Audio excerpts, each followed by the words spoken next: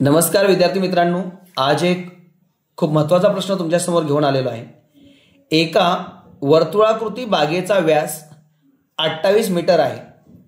त्या बागेभोवती राजूने 5 फेऱ्या मारल्या तर त्याने किती अंतर पार केले असा प्रश्न आहे। मुलांना हा प्रश्न नवीन वाटतो कारण मुलांनी याच्या अगोदर मित्रांनो चौरसाकृती बागेभोवती फेऱ्या मारलेला प्रश्न सोडविलेला आहे, आयताकृती बागेभोवती फेऱ्या मारलेला प्रश्न सोडविलेला आहे, कुंपणाचा प्रश्न सोडविलेला आहे। त्यांना ही गोष्ट माहिती आहे किंवा फेऱ्याचा प्रश्न आला, कुंपणाचा प्रश्न आला की परिमिती काढायची असते। आलेल्या परिमितीला मित्रांनो जेवढे फेरे आहेत त्यानं गुणायचं असतं।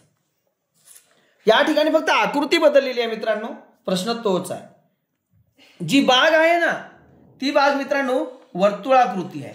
कशी आहे मित्रांनो? वर्तुळाकृती बाग जी आहे ती वर्तुळाकृती आहे।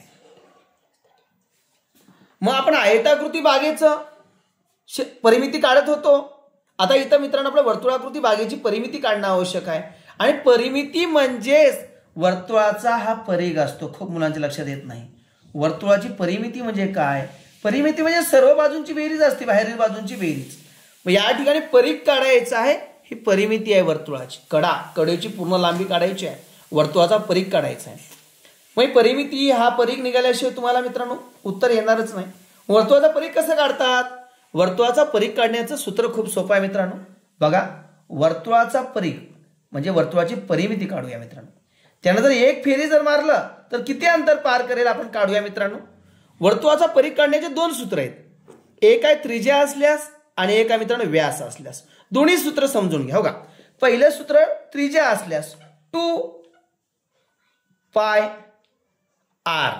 बघा 2 पाय r त्रिज्या असल्यास 2 पाय r वापरायचं। आणि जर त्यांनी व्यास दिलेला असेल तर मित्रांनो पाय d सूत्र वापरायचं, पाय d।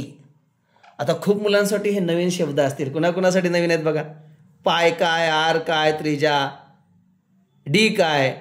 मित्रांनो पायची किंमत 2 आहेत, समानच आहेत, व्हॅल्यू समान आहेत त्यांच्या, पण घेताना 2 आहेत।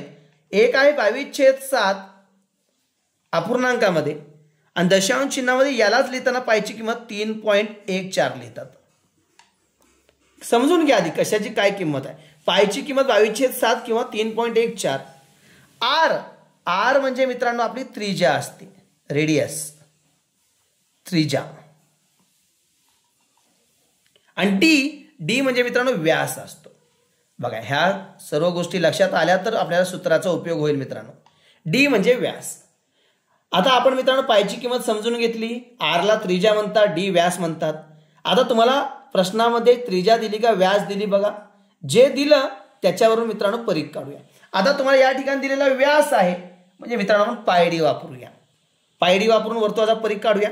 पाय म्हणजे 22/7, d म्हणजे 28, व्यास दिलेला आहे।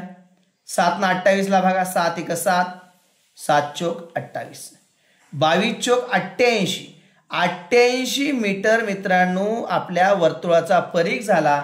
म्हणजे राजूने जर एक फेरी मारली ना वर्तुळाभोवती, एक फेरी, तर त्याची एक फेरी 88 मीटर होणार आहे। एक फेरी 88 मीटरची आहे, त्याने किती फेऱ्या मारल्या? 5। एक फेरी 88 मीटर, 5 फेऱ्याची किती? 88 गुणिले 5, कारण 5 फेऱ्या मारायचे।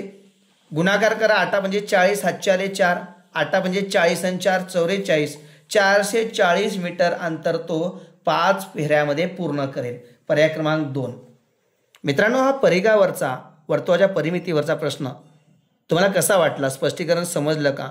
कमेंट बॉक्समध्ये नक्की कळवा, कारण तुमच्या कमेंट, तुमच्या लाईक, तुमचं शेअर मला एक प्रेरणा देतं। आणि असेच गणितातील महत्त्वाच्या प्रश्नाचे स्पष्टीकरणाचे व्हिडिओ आपल्या विजयकुमार नरवणे सर या यूट्यूब चॅनलवर पहा। आवडल्यास इतरांना शेअर करा, कमेंट करा। धन्यवाद मित्रांनो।